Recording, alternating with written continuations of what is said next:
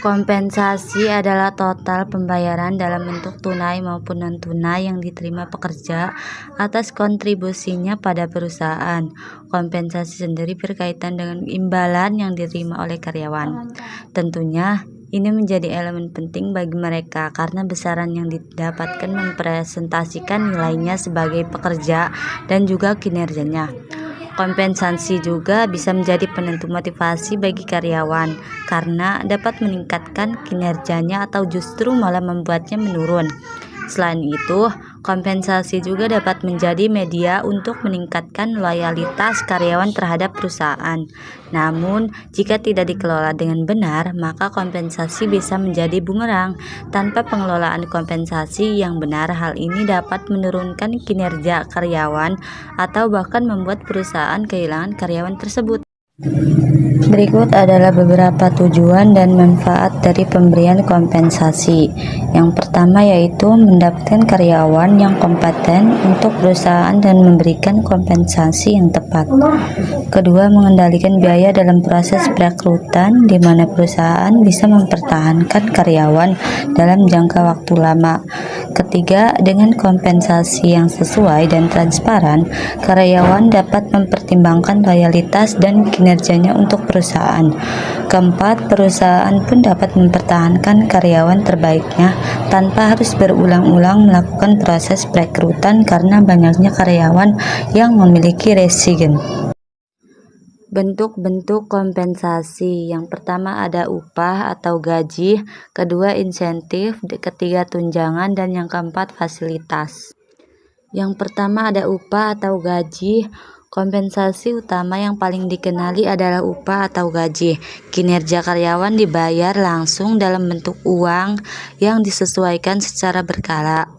Jangan keliru dengan penggunaan istilah upah dan gaji meskipun keduanya adalah bentuk balas jasa yang dibayarkan terkait waktu. Upah umumnya dibayarkan kepada pekerja harian di bidang produksi atau pemeliharaan sesuai dengan perjanjian yang disepakati. Dan gaji merupakan istilah untuk kompensasi yang dibayarkan secara periodik kepada pekerja tetap, baik mingguan, bulanan, atau bahkan tahunan dengan jaminan yang pasti. Kedua ada insentif. Insentif merupakan tambahan kompensasi yang dibayarkan di luar gaji atau upah yang diberikan. Umumnya insentif didapat dari keuntungan-keuntungan yang diterima perusahaan untuk dibagikan kepada karyawannya. Komisi atau bonus ini berkaitan erat dengan produktivitas karyawan. Semakin tinggi produktivitas karyawan, semakin besar pula keuntungan yang diperoleh perusahaan. Ketiga ada tunjangan. Kompensasi lain yang diberikan di luar gaji yaitu tunjangan. Tunjangan dari perusahaan biasanya meliputi asuransi kesehatan, asuransi ketenagakerjaan, rekreasi karyawan, dan program pensiun. Berbeda dengan insentif yang hanya diberikan perusahaan jika ada keuntungan atau peningkatan produktivitas, tunjangan merupakan kompensasi yang diberikan dengan jaminan yang pasti seperti halnya upah atau gaji. Dan yang terakhir yaitu fasilitas. Fasilitas berkaitan dengan kompensasi yang diterima dalam lingkungan kerja. Misalnya perusahaan akan memberikan komputer untuk karyawan bekerja, kantor yang nyaman, hingga kendaraan seperti mobil untuk memudahkan mobilisasi. Jenis-jenis kompensasi. Yang pertama ada kompensasi finansial dan yang kedua ada kompensasi non-finansial. Yang pertama ada kompensasi finansial. Kompensasi finansial ini terbagi menjadi dua yaitu secara langsung dan tidak langsung. Kompensasi finansial secara langsung yaitu berupa upah, gaji, dan insentif termasuk ke dalam pengelompokan kompensasi ini karena karyawan secara langsung memperoleh imbalannya dalam bentuk uang. Yang kedua ada tidak langsung. Kompensasi ini meliputi program kesejahteraan sosial seperti asuransi kesehatan, program pensiun, fasilitas kantor, dan berbagai bentuk cuti seperti cuti hari raya dan cuti tahunan merupakan kompensasi finansial tidak langsung yang diterima karyawan. Hal ini karena perusahaan tetap membayarkan dana untuk kompensasi tersebut, namun diterima dalam bentuk lain oleh karyawannya. Misalnya untuk cuti, karyawan diberikan waktu untuk tidak bekerja dan bisa menikmati waktunya, namun perusahaan tidak memotong gajinya. Yang kedua ada kompensasi non-finansial. Secara sederhana, kompensasi ini sama sekali tidak berkaitan dengan dana yang harus dikeluarkan perusahaan, tetapi lebih cenderung ke dalam ranah psikologis, terutama dengan kepuasan pekerjaan, budaya perusahaan, tugas pekerjaan, hingga suasana kerja termasuk ke dalam kompensasi non-finansial. Kompensasi non-finansial tersebut menjadi senjata utama untuk mendorong produktivitas karyawan saat bekerja. Tugas yang menarik dan menantang dengan jumlah yang sesuai, pengakuan atau apresiasi menjadi contoh kompensasi terkait pekerjaan karyawan. Tentunya kamu pernah mendengar keluhan seseorang yang bekerja merasa tidak berkembang atau justru disesali berbagai macam pekerjaan di luar tanggung jawab utamanya. Jika hal tersebut terjadi, maka karyawan tidak menerima kompensasi yang setimpal. Begitu juga dengan budaya dan suasana kerja. Jika karyawan menerima kebijakan perusahaan yang mendukung kinerjanya, memiliki rekan kerja kooperatif, dan berada di lingkungan kerja yang menyenangkan, maka ia akan merasa senang dengan pekerjaannya. Tips memberikan kompensasi yang pertama yaitu berikan imbalan yang memadai. Siapapun pasti tidak ingin pekerjaannya dibayar dengan imbalan yang tidak setimpal. Kamu bisa melakukan survei terlebih dahulu untuk mengetahui ukuran standar kompensasi untuk sebuah pekerjaan. Kompensasi yang kompetitif akan menarik minat kandidat untuk melamar di perusahaan. Pemutusan jumlah kompensasi ini bisa dilihat berdasarkan tempat perusahaan berada, industri perusahaan, jenis pekerjaan, serta kemampuan dan pengalaman kandidat. Kedua yaitu sesuai dengan kemampuan perusahaan. Kompensasi tidak bertujuan untuk membuat masalah finansial dalam perusahaanmu. Ciptakan biaya yang efektif dengan memberikan kompensasi yang wajar. Jangan sampai kamu berlebihan memberikan kompensasi karena ingin menarik banyak karyawan namun tidak diiringi dengan keuntungan yang signifikan.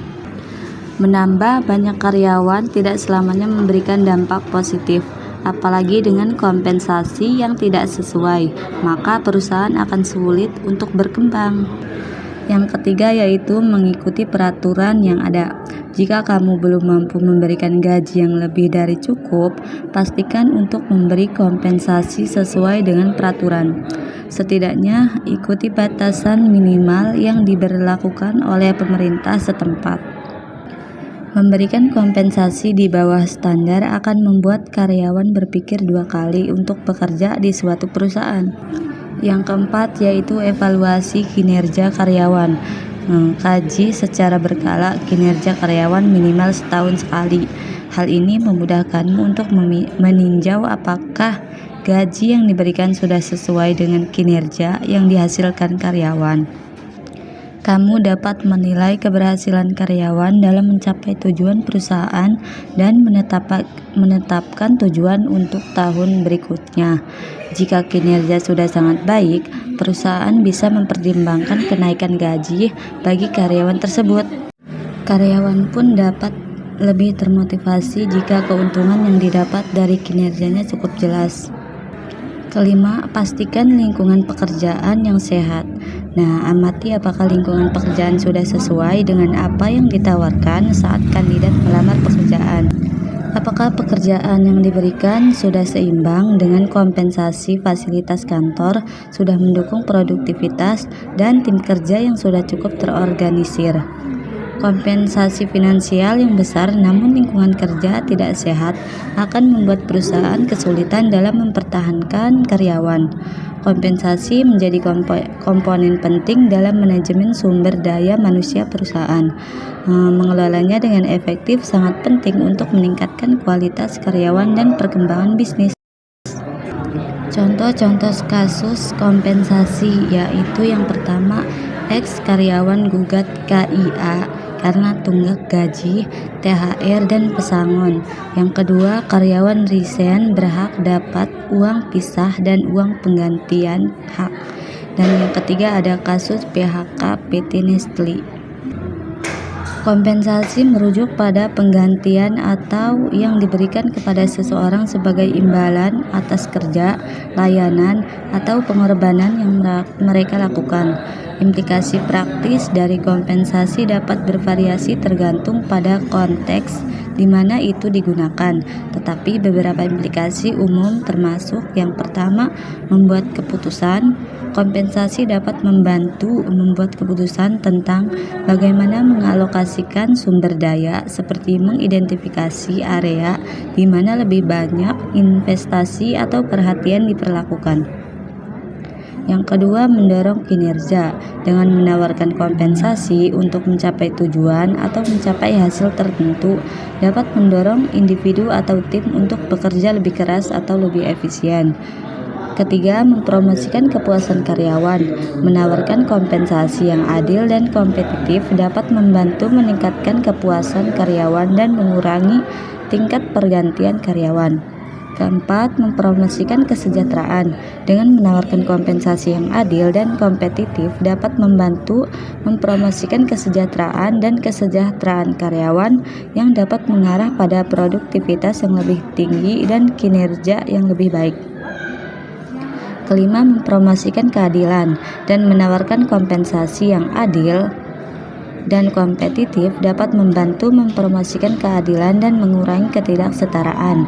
Keenam, mempromosikan inovasi. Dengan menawarkan kompensasi untuk ide atau inovasi baru dapat mendorong individu atau tim untuk berpikir di luar kotak dan menghasilkan solusi baru dan inovatif. Ketujuh, mempromosikan keterlibatan pemangku kepentingan. Dengan menawarkan kompensasi yang adil dan kompetitif dapat membantu mempromosikan keterlibatan pemangku kepentingan seperti investor, pemegang saham, dan klien. Kedelapan, mempromosikan keterlibatan masyarakat. Dengan menawarkan kompensasi yang adil dan kompetitif dapat membantu mempromosikan keterlibatan masyarakat dan mengurangi ketidaksetaraan. Kesembilan, mempromosikan kesejahteraan lingkungan.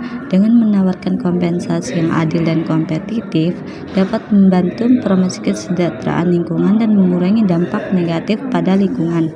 Dan yang terakhir ada mempromosikan kesejahteraan sosial.